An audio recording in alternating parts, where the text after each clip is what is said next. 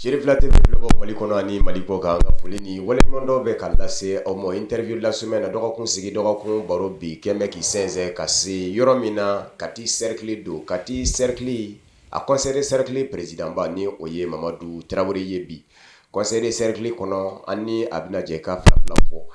a na conseil de cercle président la ni bi cɛ baaraw minnu kɛra a nana gwɛlɛyaw minnu sɔrɔ ye bi gwɛlɛyaw minnu bɛ yen n'a bɛ ka wuli cogo ɲini ka bɔ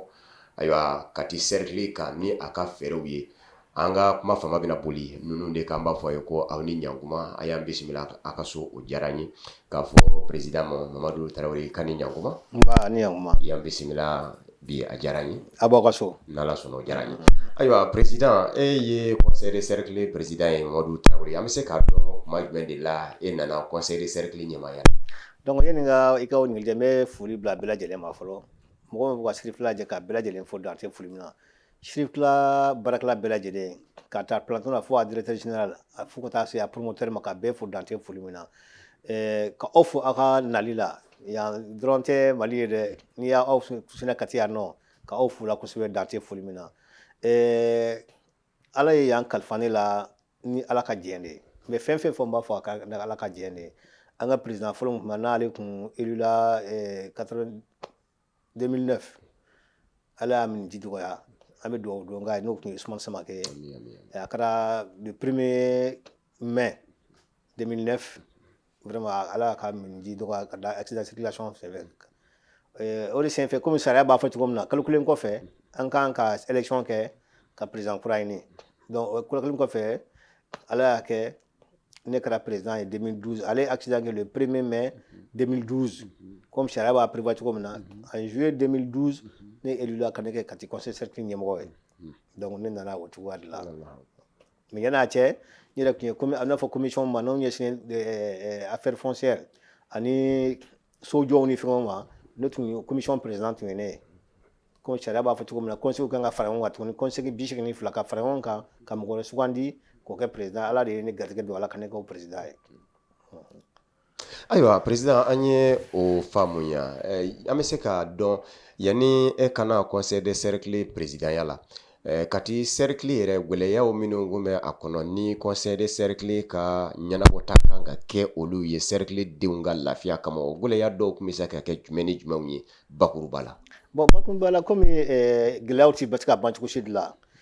gɛlɛya fɔlɔ tun ye an bɛ se ka musaka sɔrɔ cogo min na parce que ni baara fɛn fɛn kɛ diɲɛ kɔnɔ ni i ma musaka sɔrɔ i tɛ se k'a kɛ n'o ye an ka dɛmɛbagatɔnw ye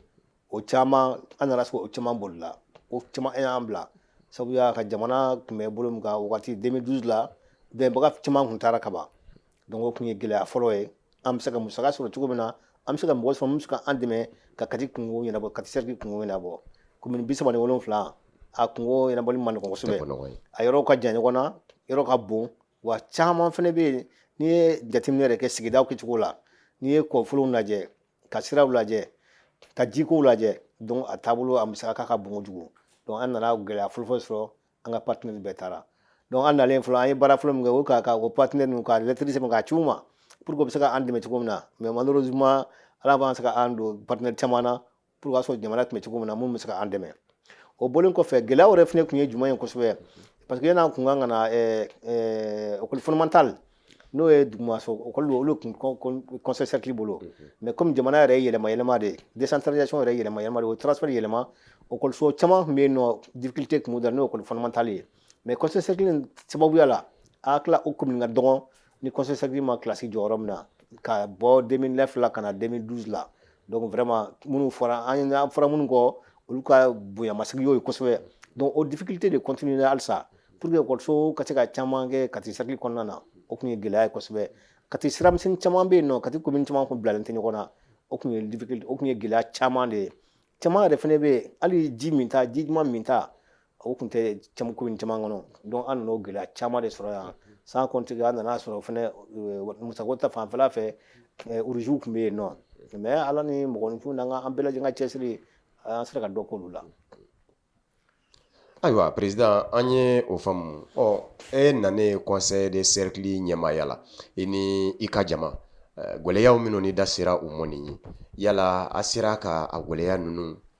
n bɛ wuli ka bɔ yan wale kɛlɛ gwɛlɛya ninnu fanba sera ka wuli ka bɔ Kati cercle denw ka afɛ wa n'u wulila jumɛn ni jumɛn de kɛra aw fɛ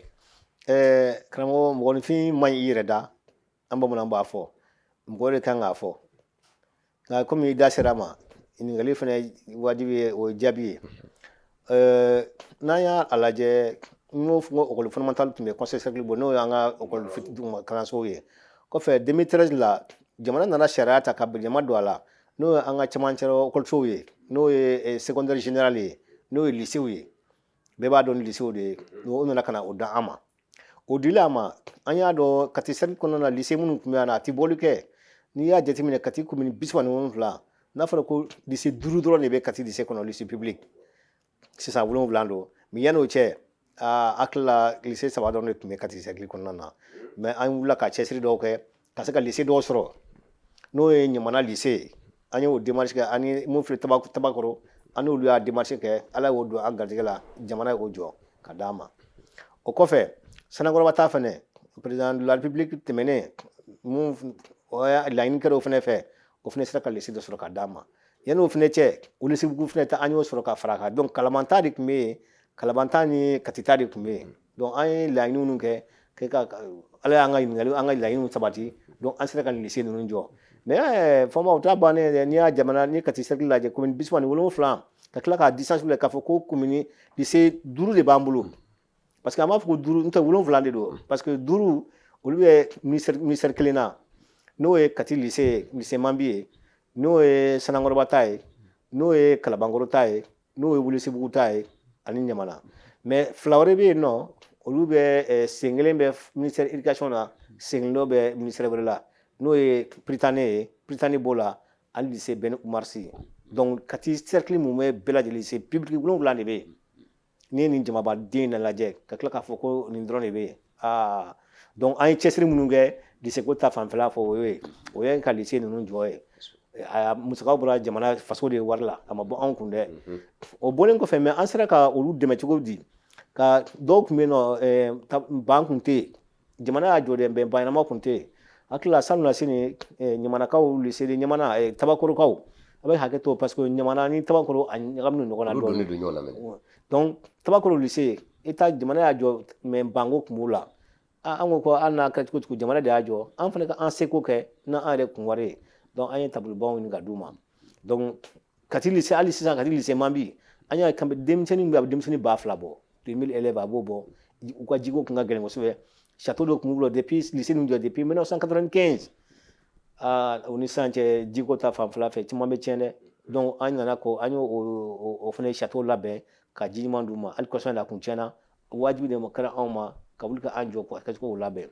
o ye école tɔw ta fanfɛla ye o ye gɛlɛya camanba de b'an la wa an ma ban dɛ an bɛ k'a ɲini halisa an ye zone u ye peut-être n'an da bɛna s'a ma kɔfɛ o ye projet de ye projet jumɛn b'an bolo an ko Kati lycée tuguni an kan ka lycée 5 ɲɔgɔn de ɲini tuguni lycée public la n b'a fɔ de lycée public parce que lycée privé min bɛ yen a tɛ lycée privé 100 kɔ ye donc an ko wa fɛɛrɛ kɛ lycée 5 an da bɛna s'a ma k'o jɔ ka fara minnu jɔlen kan bon alhamdulillah kelen bɛ sen na o bɛna kɛ Kalabankɔrɔ fanfɛ n'o ye Kurale a tila o papier ko yɛrɛ commencera ka ɲɛnabɔ sisan donc an da bɛna se ka mɔgɔ la kɔfɛ n'i ye école fanfɛla fɔ i bɛ fɛn fɛn la ni kɛnɛya tɛ yen nɔ hakilila baara don donc kɛnɛya n'i y'a mɛn i yɛrɛ gɔngɔn 2 tɛ i sen 2 bɛ duguma donc kɛnɛya ta fanfɛla fɛ an sera ka baara fitinin minnu fana kɛ an y'o de fɔ an ta ye baara fitinin de ye parce que an ka recette a tɛ bɔli kɛ peut-être an da bɛna don a musolakaw an bɛ recette sɔrɔ cogo min na an da bɛna don o la donc an sera ka baara min kɛ n'o ye kɛnɛya ta fanfɛla ye Kati conseil cercle an y'a to ala y'a kɛ an ye Welesebugu o CSRF an y'o sɔrɔ mais jamana de y'a jɔ dɛ o kɔfɛ mais n'a jɔr'i tile la i b'a fɔ ko i sen b'a la i ta don Kalabankɔrɔ fana ta fana nana jɔ o kɔfɛ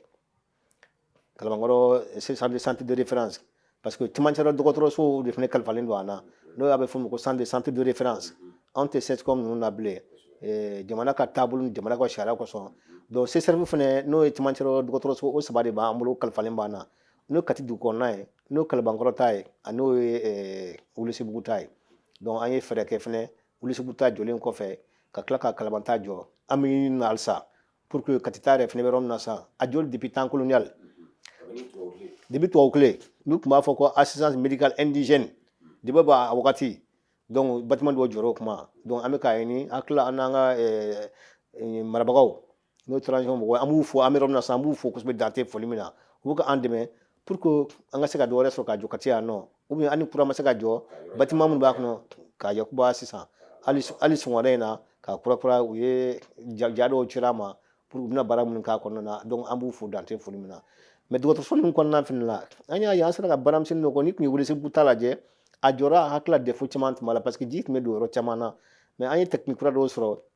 a tɛ goudron ji tɛ bilen ka d'a sanfɛ mais a kelen bɛ fɔ tapis an y'o caman ɲini mais ji tɛ don a fɛ cogo si la an y'o caman ɲini ka da direction o sanfɛla kan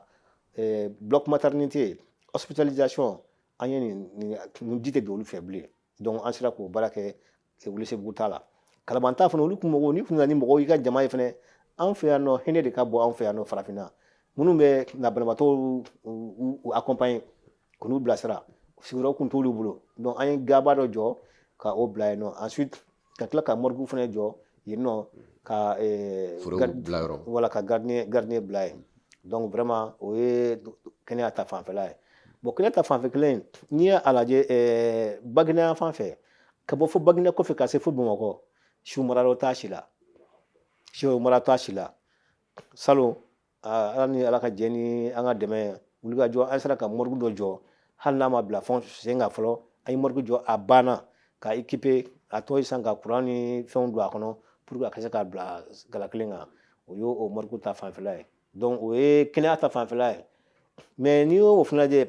ni kɛnɛya tɛ mɔgɔ min kɔ n y'o de fɔ cogo n'i y'a ɲini ko gɔngɔn duuru fila tɛ i sen fila bɛ duguma de jiko ta fanfɛla ka gɛlɛn ni nin bɛɛ ye an y'a ye ji bɛ dugu caman na mais ji ɲuman min ta a man ca dɛ ala sera k'a kɛ an sera ka foraji damadɔni kɛ Kati cercle kɔnɔna na an tila Kati yɛrɛ an ye foraji ni équipement min se Kati dugu kɔnɔna na a bɛ na 5 bɔ an ye laban yɛrɛ kɛ an y'o kɛ Kati CSRF kɔnɔna na sisan hali o tɛ tɛmɛ kalo 2 kan an ye dɔ kɛ Kati fuga la n'i bɛna don Kati surasiw ka koko in kɔfɛ an ye kelenge Tumninkɔrɔ mɔgɔw sigilen bɛ arayi kɔfɛ ji t'u bolo n'a fɔra ko an autorité an k'an sigi k'u lajɛ mɔgɔninfin bɛ degun na a ka gɛlɛn an ye château kelenge an tila ka pompe fana mun bɛ kɛ manuel an y'o dɔw fana kɛ Kati kɔkɔ plateau la bolola pompe o fana bɔlen kɔfɛ an ye sera ka commune damadɔni ta n'o ye Yegebugu ye o commune Yegebugu commune an ye pompe dɔ fana kɛ Yegebugu commune kɔnɔna na n'a y'a fɔ ko Zanbugu la an y'a kɛ donc comment on appelle Kambila mairie Kambila commune fana la an tila cɛkɔrɔba dɔw bɛ yen mɔgɔ bɛ jigin a bara kosɛbɛ n'o ye Janɛgɛbugu ye an ye château belebeleba dɔ sen yen nɔ karamɔgɔlaka don jiko tun b'a la mɔgɔw bɛ taa bara an y'a sen o dugu kɔnɔna na pour que mɔgɔw ka se ka ji sɔrɔ o ye yen nɔ commune ta ye an ye pompe dɔ sɔrɔ Dubabugu commune na an ye dɔ fana kɛ yen ka dɔ kɛ Kalifabugu fana o de y'a to n y'a f'i ye n ko mɔgɔninfin ma yɛrɛ da hakilila n'u yɛrɛ bɛ nin kɛnɛ kan u b'a caman attester n'i ye Kati kɔrɔn fanfɛla fana lajɛ n'o ye commune min bɛ Kati kɔrɔnfɛla la ni an ye dɔ kɛ Bankumana hakilila an ye 2 de kɛ Bankumana ji bɔnɔ 2 kɛ Bankumana kelen kɛra école la Gonzalo école la kelen kɛra dugu wɛrɛ la Safebugu la fana an ye ji bɔnɔ dɔ sigi yen nɔ an ye pompe dɔ sigi yen nɔ o bɛɛ kɔfɛ fana Sinzana dans la commune de Sanankɔrɔba hakilila an ye belebeleba dɔ fana sen yen hakilila olu kɛra nisɔndiya olu yɛrɛ bolo kosɛbɛ hakili bɛ fitini min n'a to n ko mɔgɔninfin ma yɛrɛ da n'u tigiw yɛrɛ bɛ yen nɔ ka u da maga la hakililaw de ka fisa kosɛbɛ donc o tun ye jiko ta fanfɛla ye n'i ye a lajɛ mɔgɔw bɛ tɛmɛsira ka gɛlɛn mɔgɔw bolo kosɛbɛ sira ni pont i bɛ taa sɔrɔ folonkolonna caman bɛ yen mɔgɔw tɛ se ka tɛmɛ a fɛ cogo si de la donc an ye folon dɔw bɛ Kati yan nɔ yɛrɛ Kati dugu kɔnɔna na hakilila an nalen san cɛ an ye pont 8 de k'a kan pont 8 kelen de bɛ mun tun bɛ an hamina kosɛbɛ o ye mun bɛ bɔ misiri la ka taa kaburudo la o tun ye gɛlɛya Katikaw bolo yan dɛ ni tɛnɛja kun kɛra furu ye pour que se ka ta ka se kaburudo la k'a sɔrɔ i jɔlen ɲɛ bɛ kaburudo la a tɛ tɛmɛ mètre 500 kan f'i ka taa munumunu donc vraiment an ye fɛɛrɛ kɛ an y'o labɛn donc o bɛ pont 8 kɔnɔna na Kati dugu kɔnɔna na yan a 8nan ninnu fana kɔnɔna na halisa ni samiya kun sera ji tun bɛ don mɔgɔw ka so kɔnɔ ɲinan samiya daminɛ na an hakilila n'an taara o ɲininka o bɛ sɔn k'a fɔ a ye mun ɲan'u ma an ye pont 3 k'o yɔrɔ la o bɛ yɔrɔ min ma o ye Katikɔrɔ ani Nunkɔrɔla ye hakilila ji ma don mɔgɔ ka so kɔnɔ ɲinan o la folonkolonba dɔ fana tun bɛ yen a bɛ fɔ min ma ko campement Malibugu ani Farada ni ɲɔgɔn cɛ côté dɔ in na mɔgɔw bɛ bɔ yen mais côté dɔ in na CESCOM bɛ yen a bɛ kɛ to cɛkɔrɔbaw sera a ma yan ani alimami yɛrɛ sera a ma yan ka na a bonya d'an kɔrɔ ko mɔgɔ caman k'u b'a dilan dɛ k'u ma se k'a dilan ne ko k'an ka di ala ma donc a y'an ka ɲɛjugu bere in ta an yɛlɛla ka mɔgɔw lajɛ an ka garibu minani ta ka mɔgɔw lajɛ ala y'a kɛ an sera k'an pɔnge i bɛ bɔ côté dɔ in na ka na fo goudron minɛ i tɛ difficulté foyi sɔrɔ a la surtout dɔgɔtɔrɔso bɛ côté min na hakili la ne kɛra mɔgɔ ye fɛn mɔgɔw bolo kosɛbɛ mun diyara mɔgɔw ye donc ni an ye sirakow lajɛ ka bɔ yen n'an ye fɛngɛ lajɛ n'a bɛ fɔ mun ma an ka lakanako ta fanfɛla bon a dɔw ye se k'a fɔ dɔw ye secrèw ye mais n ye Kati commissariat 2 lajɛ hakili la an ye minɛn d'u ma minnu bɛ se k'a to u bɛ baara kɛ kosɛbɛ ka baara nɔgɔya u bolo ka baara hali ni dama don minɛ cogoyaw la voilà ka baara nɔgɔya u bolo o de la tun y'a fɔ k'a bɛɛ tɛ se k'a fɔ n ye Kati gendarmerie lajɛ hakili la u caman bɛ yen n'u y'a mɛn u bɛ se k'aw wele k'a ɲɛfɔ aw ɲɛna k'a seereya an ye minɛnw sigi u fɛ yen i bɛ yɔrɔ caman hali n'i bɛ ko caman na i b'a kɛ mais u ɲɛ b'i la donc an y'o minɛnw ɲini ka d'u ma hali Kati commandant zone fana fɛ zone na an ye minɛn d'u fana ma mun b'a to u bɛ se ka fɛn caman kɔlɔsi cogo min na ka an se kɛra mansinmafɛn min n'o ye ordinateur ni sigilanw n'u ka bureau yɛrɛ kɔnɔnaw gendarmerie la hakili la an y'o dɔw caman di fana ala ma mɛn kosɛbɛ yɛrɛ o bɔlen kɔfɛ an y'a ye Kati commissariat u ye poste dɔ jɔ kɔsɔn na mɔgɔ dɔ de y'a kɛ donc a tɛ ka fo dan tɛ foli min na a ye poste dɔ jɔ ka soden 2 jɔ k'a kɛ poste ye ka di polisiw ma an ko nin tɛ se ka kɛ anw autorité na k'a fɔ n'anw fana m'an ta kɛ n'i y'a tɛmɛtɔ a bɛ sanfɛla la Bamakɔ sira in na a clôture n'a fɔ a koko an ye fɛɛrɛ kɛ a koko jɔ k'a ɲa ka d'u ma ka château fana k'o fana kɔnɔ k'o d'olu ma o ye an ka lakana ta fanfɛla ye tuma dɔ an bɛ se ka hali pinɛw fana ɲini ka d'u ma an bɛ to ka pinɛ ɲini ka d'u ma o tɛ Kati dɔrɔn ye an y'a kɛ hali Baginda fana wa dɔw yɛrɛ fana lisi wɛrɛ b'an bolo fana an kan ka minnu fana dɛmɛ surtout an ka commandant a y'a fɔ an ɲɛna an k'an gɛlɛya mun ye lakana ta fanfɛla ye collectivité bɛɛ a kɛra mairie ni conseil cercle ye bɛɛ ka ligne dɔ don i ka budget kɔnɔ pour que an ka finitigiw bɛ se ka dɛmɛ cogo min na u k'a ɲɛsin u ma an kɔni an m'an ta la mais cette fois ci ɲinan 2023 n'Ala yira an na sisan an bɛna budget yɛrɛ voter an bɛna don a kɔnɔna na k'u ka an tun bɛ montant min d'u ma kɔrɔlen ka dɔ fara kan kosɛbɛ halisa parce que n'i y'a mɛn an bɛ fɛn fɛn la an lakanalen don n'an lakanalen tɛ vraiment an ka baara ye tɔgɔ jɛ de ye n'i y'an ta an ka commune fɛn fɛn la commune 37 an bɛ ka taa parce que an lakanalen don n'an lakanalen tɛ an tɛ se ka taa dɛ donc jɔwajibi de don an ma an b'u dɛmɛ commandant y'a ɲini an fɛ an ka dɔ fara kan halisa bon n'Ala sɔnna an bɛ dɔ fara kan minnu fana tun t'a kɛ an ye ci bila an ka commune bɛɛ lajɛlen ma a tun tɛ fɛn fɛn ka budget kɔnɔ bɛɛ ka don i ka budget kɔnɔ pour que an bɛ se ka an ka mɔgɔw force de sécurité k'u dɛmɛ cogo min na donc dakuru b'a la an sera ka fɛn fitinin min kɛ n bɛna ɲinɛ dɔgɔtɔrɔso ta fanfɛla fana fɛ ɲinan an ye dalikɛ li a 33 a kura dernière génération yɛrɛ 33 k'a di Kati dɔgɔtɔrɔso ani Welesebugu ta ani Kalaban ta ma di 33 an y'o ɲini ka d'u ma an y'a lajɛ fɛnɛ Kati CSRF kɔnɔna n'i y'a lajɛ a bɛ hakɛ to kuma n'a fɔ cogo don suturakɛlaw tun tɛ personnel bolo ka ɲa n'a fɔra ko dɔgɔtɔrɔw bɛ yen nɔ dɔgɔtɔrɔ jolenw k'a fɔ ko hali an bɛ taa seliji minɛ k'a fɔ ko ye problème ye an ye toilette 6 jɔ musow ta 3 ani cɛw ta 3 o fana o tɛ kalo 2 bɔ an y'o jɔ ka d'olu ma an b'o la tuma min na chauffeur fana ko ko olu fana bɛ taa mission na mɔgɔw fana bɛ na mission na u bɔra ko so t'u bolo bon sisan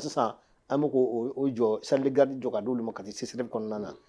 a dugumala fana an y'o labɛn fɔlɔfɔlɔ o tun b'a fɔ an yɛrɛ b'a fɔ hali sisan b'a dɔn ko Kati senbilenninw n'i tun nana i b'a sɔrɔ yɔrɔ caman ye bilenmanin ye mais ni mɔgɔ min y'a fɔ o tɛ woro sara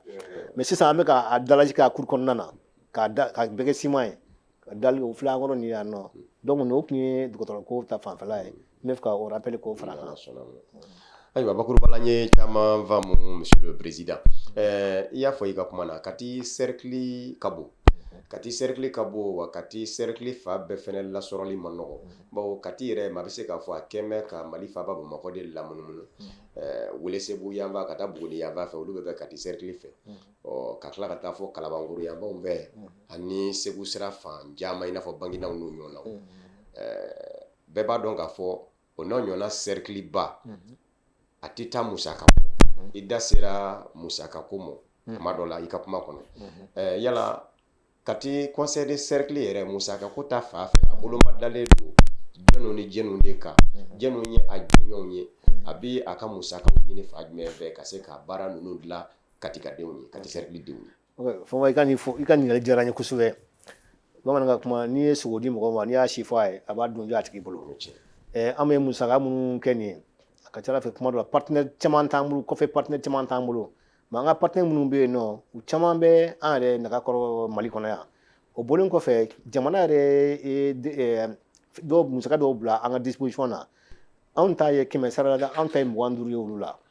notamment n'i ye vignette ta ka ti sɛbɛn kɔnɔ vignette bɛ sɔrɔ 100 sara la anw ta ye 25 ye o kɔfɛ n'i ye taxe sur les armes à feu an ka maramafɛn minnu bɛ mɔgɔ minnu bolo a bɛɛ b'a dɔn ko tɛ sara la bilen mɔgɔw b'o don o la yɛrɛ donc o sara 100 sara la fɛn o 25 o y'an ka fɛn dɔ ye o bɔlen kɔfɛ n'i y'an ka mansinw lajɛ ɲɔsi mansinw n'a bɛ fɔ ko les moulins bɛɛ b'a dɔn ko nin tɛ sara la a tɛ ye la bilen yɛrɛ o fana taxe o fana la 100 sara 25 b'an bolo o bɛ d'an ma n'i ye patantiw lajɛ an b'a fɔ de ma ko dɔɔni ko alhamdulilayi usines bɛ minnu sara donc o 100 sara 25 fana bɛ d'an ma o la donc an ka ITS fana ni jamana bɛ sara mɛtiriw ka sara ani dɔgɔtɔrɔw ka sara olu fana bɛ musaka dɔw b'o la État kelen ka ITS ninnu la n'a fɔ impôt sur le traitement des salaires o fana u y'o fana nɔgɔya k'o d'an ma donc an ka musaka de filɛ nin ye bakuruba la an bɛ baara kɛ ni mun ye a bɛɛ 100 sara la 25 bɛ d'an ma ITS kɔni o bɛɛ lajɛlen u bɛ d'an ma minnu ye an ka dɔgɔtɔrɔw ye ani minnu ye an ka camancɛ école ye mɛtiriw ye minnu ye collectivité taw ye dɛ parce que voilà olu ka saraw traitement voilà État fana ta b'a la olu ta côté dɛ minnu ye agent de collectivité ye collectivité sigida ɲɛmaayasow ka fonctionnaire voilà donc olu an b'olu sara donc olu bɛ ITS minnu fana sara olu y'an ka musaka dɔ ye an bɛ ninnu bɛɛ de fara ɲɔgɔn kan an se ye baara fitinin min ye k'o kɛ ayiwa an bɛ se k'a dɔn baara minnu bolo d'an bɛ conseil de cercle fɛ e n'i ka jama bi bi in na minnu kan ka dankɛnɛmaya ka ti cercle denw ye teliyala ani kuma jan kɔnɔ ni u ko ma ko long terme court terme sisan an yɛrɛ ka projet mun b'an bolo sisan ne bɛ f'o ma ko dunanjiginso n'o ye centre d'accueil ye n ye Kati belebeleba in lajɛ centre d'accueil tɛ Kati yan a tila projet filɛ n bolo yan o y'an ka laɲini fɔlɔ yɛrɛ an kan ka mun kɛ sisan mais a musaka ka ca an ma dɔɔni an ye étude k'a la an ye mɔgɔ ta ka étude kɛ ka document d'a ma 200,000 ani 3 ani kɔ 30 ani kɔ 217 300 et quelques mille 200,000 200,000 ani 17 ani 70 ni murumuru donc o de ye an hakilanta yɛrɛ sisan san kan ka mun kɛ n y'a fɔ cogo min na an y'an ka salle lajɛ hakilila salle de formation ɲuman dɔ b'an bolo hakilila mɔgɔ caman b'a apprécier mais ale kɔnɔ an ko n'i y'a sɔrɔ ni dunanjigiyɔrɔ fana nana ka fara kan hakilila bɛ kusaya kosɛbɛ Kati bɛɛ fɔ n'i taara hôtel la n'o tɛ dunanjigiyɔrɔ tɛ yen donc o y'an ka projet fɔlɔ ye an b'a jɔ nin sanfɛ place b'an bolo yan nɔ an bɛ ka wululama da ka mɔgɔw fana ɲini minnu bɛ se ka an dɛmɛ k'a jɔ cogo min na o ye fɔlɔ ye an ko ni da magara lycée ko la an ko an ka projet kɔnɔna na sisan an ye zone 5 de ta an b'o lycée 5 la kɔnɔna na n'o ye Kati tile bi yanfanfɛla ye n'o ye ka bɔ Kanbila ka taa Nɛgɛla fan fɛ Kanbila ka taa Yegebugu fan fɛ an ko lycée 1 ka bɔ Jon Jago ka taa Nɛgɛla fan fɛ lycée 1 n'i ye Safo ni Moribabugu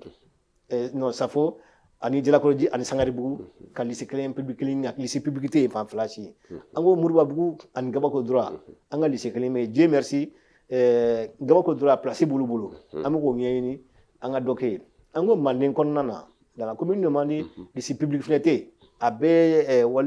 mɔgɔw ta de privéw de an ko ka lycée 1 kɛ a laban an ko Baginda zone ye hali n'an ma lycée sɔrɔ an ka centre de formation professionnelle de sɔrɔ pour que an bɛ se k'o jɔ yen nɔ minnu bɛ se ka an ka bolo barika ninnu dege yen nɔ donc ni projet kɔni b'an bolo sisan o kɔfɛ n ye Kati CCRF ta fɔ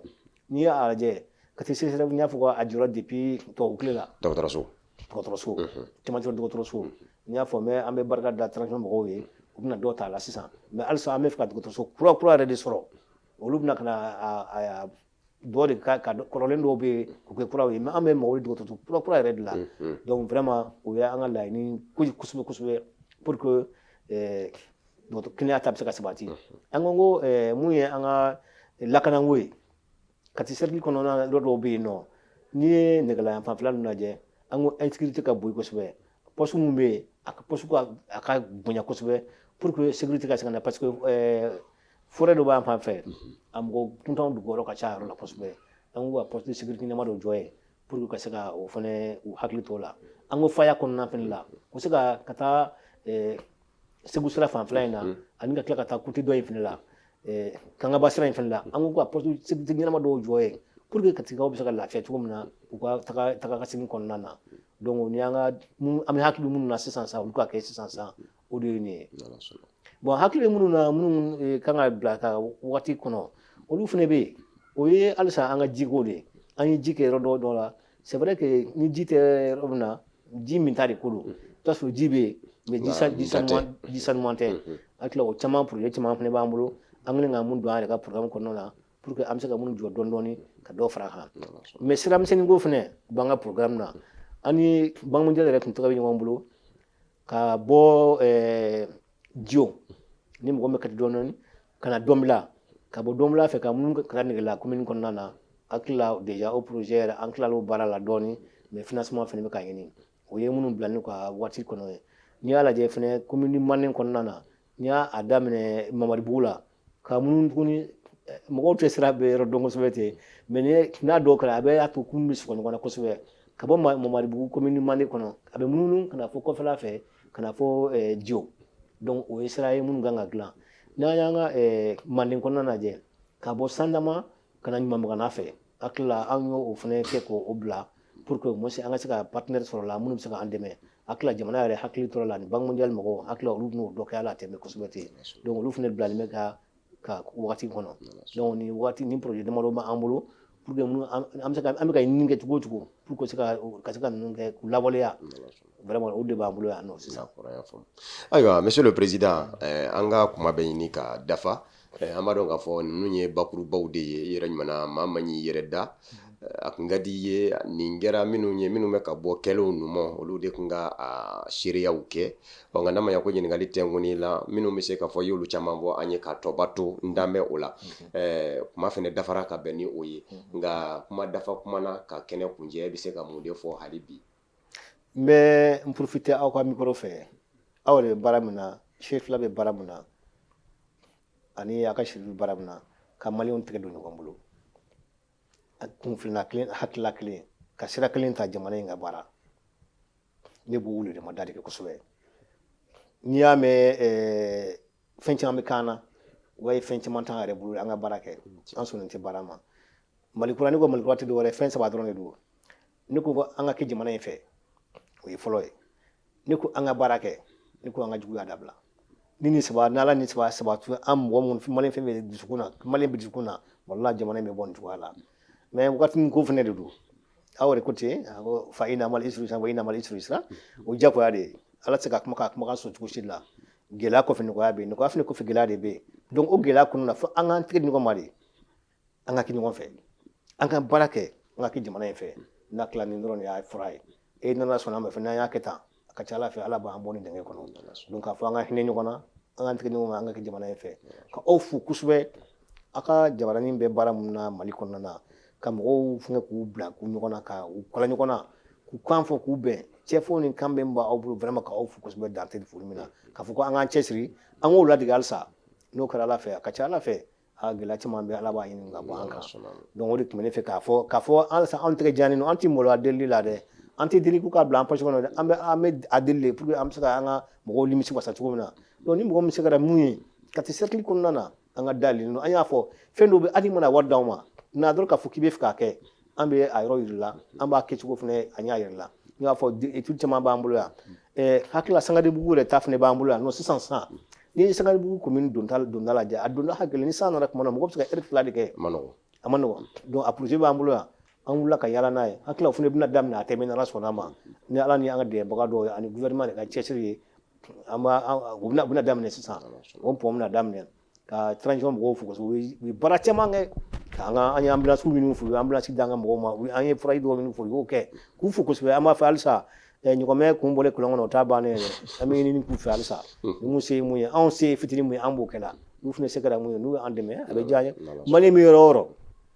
an y'o de fɔ hali ni dɔrɔmɛ kelen ma tɛmɛ an poche fɛ an ka kati tɛgɛ fɛ o kɔni an b'a yɔrɔ yir'u la an bɛ to ɲɔgɔn kɛrɛfɛ an ka baara kɛ o de ka d'anw yɛrɛ kosɛbɛ parce que maliyɛn tɔgɔ cilen don fɛn caman na u kana wari d'an ma dɛ u kana an ka kɛ ɲɔgɔn fɛ an ka kɛ ɲɔgɔn fɛ voilà ka kɛnɛ yir'u la ka t'u kɛrɛfɛ population hami mun ye an k'u fɛ k'u ka don a la baara ka kɛ o de y'an ka taabolo ye an b'an tɛgɛ jɛ halisa ka bɛɛ lajɛlen fɛ olu tɛ suwaro ko ye o dɔɔnin don an b'a fɔ bɛɛ ni min fɛ ka na baara fɛ Kati CEDEAO kɔnɔ n'i dalen tɛ mɔgɔw la na i kana an b'a jɔ i kɛrɛfɛ i ka baara kɛ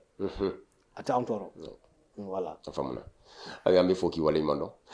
Sherifila TV filɛbaw Mali kɔnɔ ani Mali kɔ kan n y'a fɔ aw ye kuma daminɛ na bi an kun bɛ conseil des cercles de la Kati conseil des cercles président Mamadou Tarawele ani ale de kun bɛ ka baro a nani bi cɛ gwɛlɛyaw minnu kun bɛ yan'a ka na a nanen ye fɛɛrɛw minnu bɛ bila sen kan ka se ka gwɛlɛya ninnu wuli baaraw minnu bolo dan bɛ ka ɲɛsin Kati cercle denw ma u ka dugu jɛko 22 nɔgɔyali la u bolo a da sera o caman ma gɛlɛyaw minnu fana bɛ se ka ye o la a da sera nin caman ma o kumana an bɛ aw fo ka waleɲuman dɔn Mali kɔnɔ ani Mali kɔ kan aw minnu kɛ kun bɛ ka ɲɛmada ka ɲɛsin interview de la semaine dɔgɔkun baro la ka fɔ nin ye a kurun senen ye siɲɛ kan a k'an bɛ interview de la semaine kɛnɛ kan min bɛ na n'Ala sɔnna